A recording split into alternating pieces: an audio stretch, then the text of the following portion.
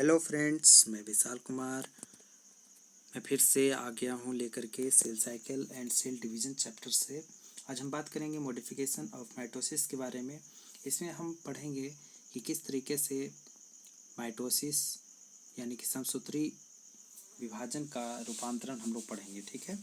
तो इसमें हम लोग क्रिप्टोमाइटोसिस यानी कि प्रोमाइटोसिस, डायनोमाइटोसिस, फ्रेनिकुलर डिवीज़न और हम लोग इंडोमाइटोसिस के बारे में पढ़ेंगे और माइटोसिस चरण को कौन कौन रोक देता है, किन किन कारणों से माइटोसिस प्रोसेस नहीं हो पाती है, इसके बारे में हम लोग जानकारी प्राप्त करेंगे।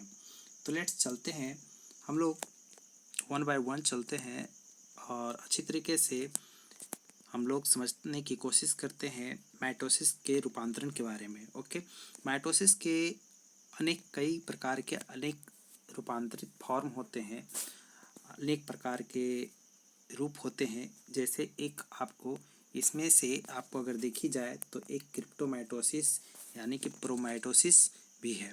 क्रिप्टो मीन्स होता है हिडन, माइटो मतलब थ्रेड, सिस मीन्स प्रोसेस होता है, प्रो मीन्स प्रिमिटिव होता है, माइटो मीन्स थ्रेड और सिस मीन्स प्रोसेस, आप लोग जानते ही हो।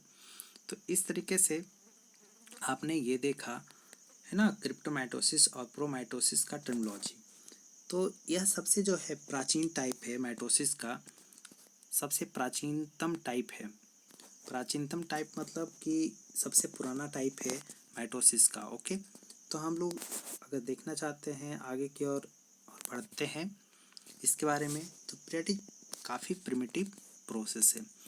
अगर बात करें तो इसमें न्यूक्लियर मेम्ब्रेन जो है डिस्पियर हो जाती है यानी कि अदृश्य हो जाती है, और यानी कि यह जो है remain intact through out the division, है ना, यानी कि बाहर हो जाती है। मतलब कि इसमें न्यूक्लियर मेम्ब्रेन जो है के बारे में अगर देखना चाहें तो न्यूक्लियर मेम्ब्रेन जो है कभी दृश्य ही नहीं होती है, कभी हम लोग उसको देख ही नहीं पाते हैं, ठीक है। उसके बाद हम लोग को आगे दिया हुआ all the change of karyokinesis occur inside nucleus even the formation of a spindle. इसमें ऑल द चेंज, जितने भी कैरोकाइनेसिस यानी कि न्यूक्लियस का जो न्यूक्लियस टूटती है, जितने भी प्रोसेस है, ये आपको न्यूक्लियस के इनसाइड हुआ करती है। ओके, ये जनरली अगर देखा जाए तो यूकैरियोट में होते हैं। यूकैरियोट में किस में? अमीबा में होते हैं जनरली। ओके, यूकैरियोट में किस में? अमीबा में होते हैं। तो amoeba that is eukaryote unicellular जो ऑर्गेनिज्म है, इसमें मल्टीसेलुलर प्रोसेस के द्वारा ये होती है जनरली। इसमें जो है स्पिंडल फाइबर प्रोसेस, जनरली जितने भी प्रोसेस होते हैं न्यूक्लियस के अंदर होते हैं, है ना। लेकिन इसमें जो है सेंट्रियोल जो है एब्सेंट होती है, और स्पिंडल जो होती है यानी कि न्यूक्लियस के अंदर होती है, तो इंट्रा न्यूक्लियर होती है, स्पिंडल होती है। ओके, तो अगर इन सम प्रोटोजोल ड्यूरिंग, ये बाइनरी फिजन के दौरान होती है। तो ये अमीबा में होती है, मैंने बताया यूकैरियोट में होती है। तो डैट इज, इसे हम लोग क्रिप्टोमाइटोसिस यानी कि प्रोमाइटोसिस के नाम से ही हम लोग जानते हैं। ओके, तो ये रहा आपका माइटोसिस का पहला रूपांतरित फॉर्म। अब हम लोग अगले रूपांतरित पार्ट के बारे में हम लोग जानते हैं। जो माइटोसिस का अगला रूपांतरित पार्ट है डायनोमाइटोसिस। डायनोमाइटोसिस जो प्रोसेस होती है डायनोफ्लैजेलेट्स में होती है। यह किंगडम प्रोटिस्टा में होती है। ओके, आप लोग जानते होंगे कि 5 किंगडम है, Monera, protista, fungi, Plantae, animalia. तो प्रोटिस्टा में होती है जनरली। डायनोफ्लैजेलेट को मेसोकैरियोट कहा जाता है। मेसोकैरियोट वो होते हैं जो यूनिसेलुलर और प्रोकैरियोट और यूकैरियोट दोनों जो आपको है ना। तो प्रोकैरियोट और यूकैरियोट दोनों के बीच जनरली आते हैं, दोनों के जैसे वर्क करते हैं, उसे मेसोकैरियोट कहते हैं। लेकिन मेसोकैरियोट जनरली अगर देखा जाए तो यूकैरियोट में होते हैं, है ना। इसमें दोनों के लक्षण देखने को मिलते हैं। तो आगे हम लोग समझने की कोशिश करते हैं। तो eukaryote in which chromatin threads without histone protein, तो इसमें हिस्टोन प्रोटीन नहीं होती है। तो हिस्टोन के एब्सेंस में क्या होती है, क्रोमोसोम जो है आपको इस तरीके से कंडेंसेशन नहीं कर पाती है, यानी कि काफ़ी कॉइल नहीं हो पाती है, और इस तरीके से इसी कारण से आपको मतलब कि जब विभाजित होती है तो अच्छी तरीके से दिख नहीं पाती है। ठीक है, तो nuclear membrane present through out the division so intranuclear spindle is formed. तो इस तरीके से, लेकिन इसमें जो है न्यूक्लियर मेम्ब्रेन जो है अगर देखा जाए तो इसमें प्रेजेंट होते हैं और यह जो है स्पिंडल बनाती है ना। और न्यूक्लियस के जनरली यह आपको बाहर होती है प्रोसेस। ओके, तो दिखाई पड़ती है। तो एक होती है यूमाइटोसिस प्रोसेस। यूमाइटोसिस क्या होती है? यू जहाँ भी टर्म आती है, यू का मतलब होता है, यू का मतलब ट्रू होता है। माइटो मीन्स थ्रेड हुआ। यूमाइटोसिस जनरली डेट इज, ये माइटोसिस जितने भी होते हैं आपको प्लांटी में एनिमेलिया में है ना, तो डेट इज ये यूमाइटोसिस होते हैं। यूमाइटोसिस को नॉर्मल माइटोसिस का दर्जा दिया जाता है। ओके, तो एक बात और है कि क्रिप्टोमाइटोसिस और डायनोमाइटोसिस को जनरली दोनों को मिला करके हम लोग क्या कहते हैं, प्रीमाइटोसिस के भी नाम से जानते हैं। ओके, हम लोग आगे बढ़ते हैं। हम लोग आगे बढ़ने पर हमें पढ़नी है प्री न्यूक्लियर डिवीजन क्या है। हम लोग जब प्लांट में जब पढ़ते हैं रिप्रोडक्शन में, है ना, तो 3 प्रकार के डिवीजन जनरली वहाँ पर देखने को मिलती है। एक न्यूक्लियर डिवीजन, एक सेलुलर और एक हेलोबिल डिवीजन। जब मान लेते हैं कि कोई कोशिका है तो उसमें साइटोप्लाज्म में आपको क्या पड़ा हुआ है, न्यूक्लियस बहुत ज़्यादा है, नंबर ऑफ न्यूक्लियस जो है बहुत ज़्यादा है। तो क्या होते हैं इस तरीके से, जब वो डिवीज़न करते हैं, जब उनमें डिवीज़न होती है तो डिवीज़न के पश्चात आखिर क्या होते हैं कि उनमें जो आपके जो न्यूक्लियस थे, प्रत्येक न्यूक्लियस क्या होते हैं, वो एक प्रकार का कोशिका का फॉर्मेशन कर लेते हैं। ओके, तो इस तरीके से वो कोशिका बना लेते हैं।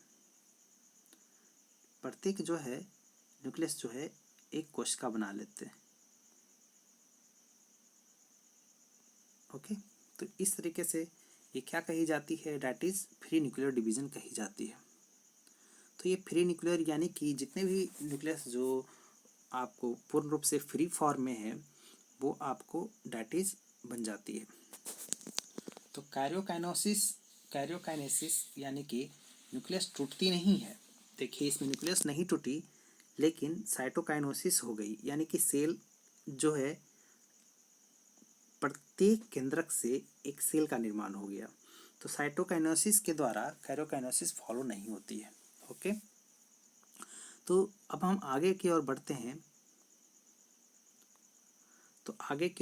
तो हम लोग देखते हैं दिस लीड टू सिनोसिटिक कंडीशन। इस कंडीशन को सिनोसिटिक कंडीशन कही जाती है। ये जनरली आपको किसमें देखने को मिलती है, आपको सेलुलर स्लाइम मोल्ड्स में देखने को मिलती है, इंडोस्पर्म। और अब हमें बतानी है कि स्लाइम मोल्ड्स किसकी एग्जांपल है। तो स्लाइम मोल्ड्स को प्रोटिस्टा में रखी जाती है, डैट इज ओके। और इंडोस्पर्म जो आपको एम्ब्रो को पोषण देता है। ओके, आप लोग जानते होंगे कि जिम्नोस्पर्म में इंडोस्पर्म जो होती है हैप्लॉइड होता है, लेकिन आपको डैट इज एंजियोस्पर्म में क्या होता है, ट्रिप्लॉइड होती है। ओके, चलते हैं आगे की ओर बढ़ते हैं। हमें पढ़नी है अब इंडोमाइटोसिस। चौथा जो है इसका रूपांतरित फॉर्म है माइटोसिस का। तो हमें पढ़नी है इंडोमाइटोसिस कब होती है। इंडो मीन्स इनसाइड, माइटो मीन्स आप जानते हो कि थ्रेड होता है। ये सब प्लॉइडी फॉर्म में होता है। डिवीजन और डुप्लीकेशन ऑफ क्रोमोजोम, जब क्रोमोजोम का जो डुप्लीकेशन जो होता है, न्यूक्लियस टूटती नहीं है, मतलब कि न्यूक्लियस के विभाजन के बिना ही आपको क्रोमोजोम का डुप्लीकेशन होने लगता है। इसके कारण नंबर ऑफ प्लॉइडी जो है, नंबर ऑफ सेट्स ऑफ जो क्रोमोजोम हो जाते हैं, यानी कि जो आपको गुणसूत्र जो है उनका जो नंबर है, उनकी जो संख्या है आपको ज़्यादा हो जाती है, बढ़ जाती है। तो number of sets of chromosome जो है बढ़ जाती है, जिसके कारण प्लॉइडी जो हैं आपको बढ़ जाते हैं, इसीलिए पॉलीप्लॉइडी रूप हो जाती है। तो एंडोमाइटोसिस हमेशा पॉलीप्लॉइडी स्टेज को रेफर करती है, यानी कि आगे बढ़ाती है। तो increase number of sets of chromosome आगे के कारण ये एंडोमाइटोसिस होती है। और इंडोमेटोसिस को रेफर कौन करती है, यानी कि बढ़ाती है कौन, तो कॉल्चिसिन।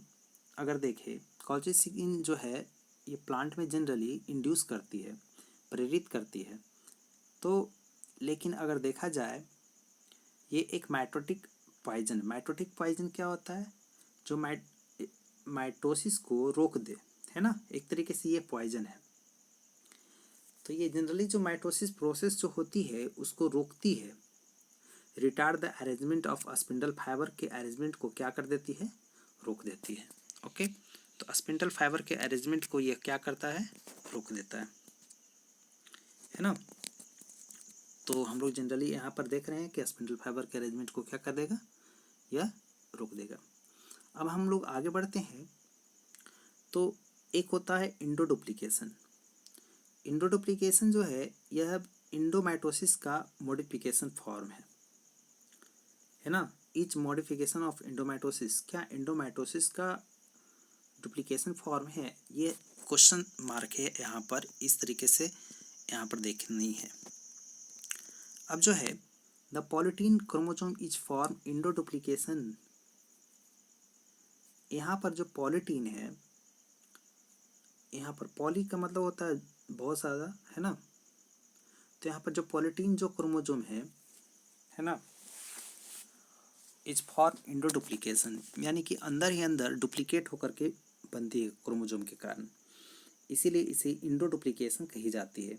तो number of sets of chromosome यानी कि अंदर बनेगी, है ना, और ज़्यादा बनेगी, तो इसलिए इंडोडुप्लीकेशन कही जाती है।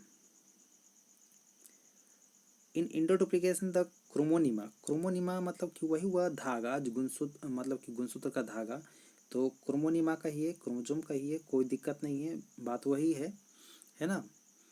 तो अब यहाँ पर ये नहीं हो रही है कि कंडेंस है अनकंडेंस है ना। तो क्रोमोनिमा जो होता है क्रोमोसोम के पहले का फॉर्म होता है generally. Become duplicated and result chromonema not separated, ये अलग नहीं होती है, और टू नॉट सेपरेटेड अलग नहीं होता है, to form new chromosome, thus polytene chromosome form.